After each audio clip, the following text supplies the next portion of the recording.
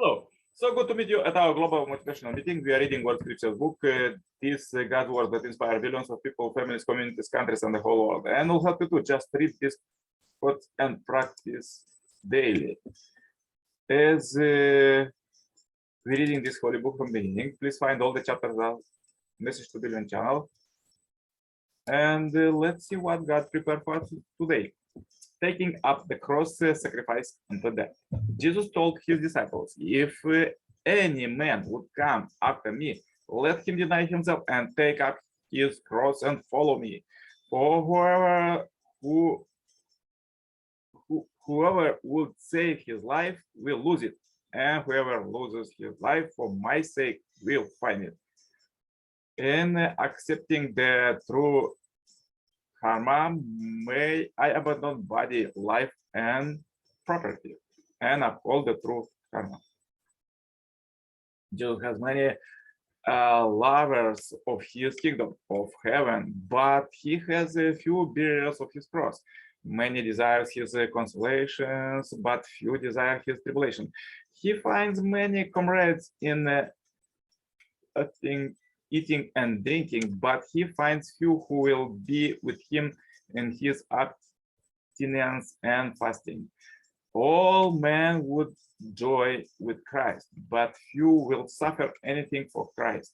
Many follow him to the breaking of his bread for their body refreshment, but few will follow him to drink and drop of the chalice of his passion. Many honor his miracles, but few will follow the shame of his cross and his other ignominies. If it is better to suffer for doing right, if that is God's will, than to doing wrong. The master said, the determined scholar and the man of virtue will not seek to live at the expense of injury their virtue. They will even sacrifice their lives to preserve their virtue complete. Fish is what I want. Beers, pound is also what I want. If I cannot have both, I would rather take the beers, pound than fish. Life is what I want. Dutifulness is also what I want. If I cannot have both, I would rather take dutifulness than life. On the other hand, though the life is that I want, there is something I want more than life. That is why I do not cling to life at all costs. On the other hand, though that is what I love, there is something I love more than that. That is why there are troubles I do not avoid. If there is nothing a man wants more than life, then why should he have scruples about my enemies, so long as it will serve to keep him alive? If there is nothing a man loves more than that, then why should he have scruples about enemies, so long as it helps him to avoid trouble? Yet there are ways of remaining alive and ways to avoiding death to which a man will not resort. In other words, there are things a man wants more than life, and there are also things he loves more than death. This is an attitude not confined to the moral man, but common to all men. The moral man simply never loses it. Further, let's read quote from the second Messiah, Father, Son, and Moon. Jesus sacrificed himself in order to make the people worthy of receiving God's love, that the world might be lovable to God, even in that he remained completely faithful to his mission. If a religion arises that inspires its believer to voluntarily walk on the path of death, that Jesus walked, that religion will build the final foundation to defeat Satan's realm and save the world. Jesus willingly bore the cross to his death out of love for the world. A worldwide religion that is willing to walk the same path of sacrifice will become God's hope and Jesus' hope. A complaining person cannot go this way. A person who makes excuses cannot go this way. A person who puffs himself up will retreat from this way. It is the way of the cross that Jesus trod the shedding blood, the prolonging of Golgotha. What is a religious life? Religious people base their lives on a different philosophy from other people. They approach life with the attitude, regardless of my circumstances, I will not take the road to hell by acting for my personal benefit.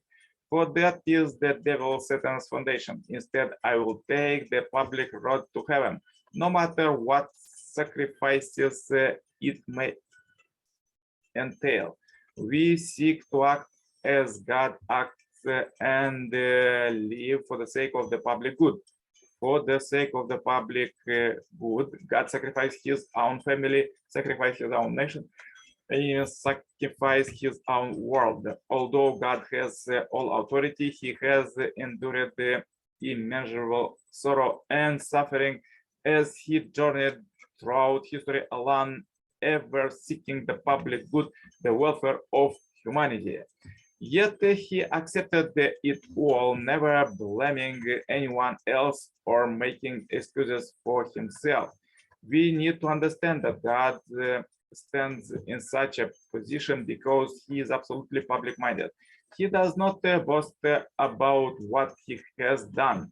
He does not boast that he has all worked to benefit others, working quietly to the end. God devoted himself entirely to public tasks until the day the public world is completed. The more difficult the task, the more blessing comes. Right now, what I miss the most is being tortured in prison and vomiting blood. Your bodies should resonate with God's vibration, but they cannot because they are stuck to Satan's stony rock. You must be shaken loose from that rock if you are to be free to resonate with God. That is why religions teach us to sacrifice, practice asceticism, and do penance. Why? It is to cut off all satanic attachments and become God's resonant counterpart. So far, the basic error of religion teaching has been this.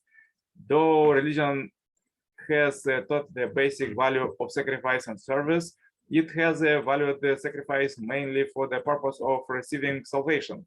The purpose of self-sacrifice ought to be to liberate God and humankind.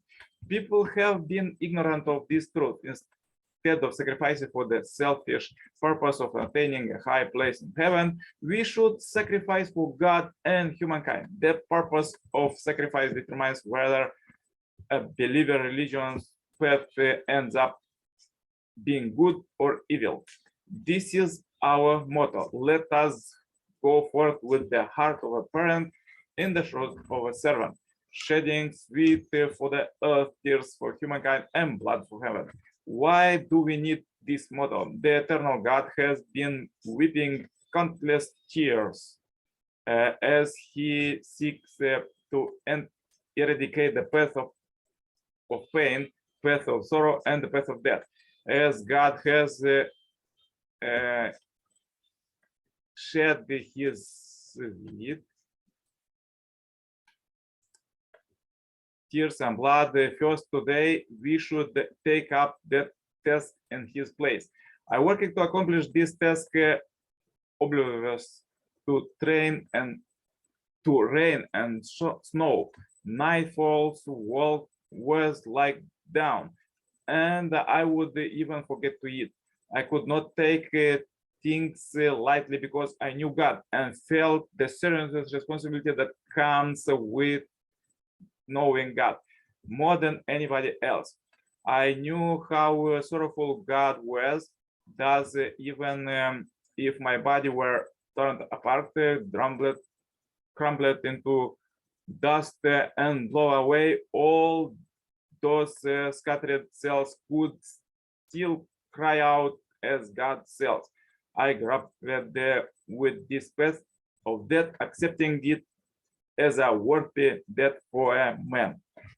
So powerful quotes for today. If you have difficulties, please watch one more time this video, share this video as the end this billion happy life subscribers marathon. Contact me for consultation, cooperation, and become a member of this Heavenly Parents Holy community globally. The contacts are below. Stay happy, healthy, turn on suggested playlists, and listen God's words all the day. Stay blessed. See you tomorrow with more powerful quotes. Yours, Nicolae Cirpala. Bye-bye.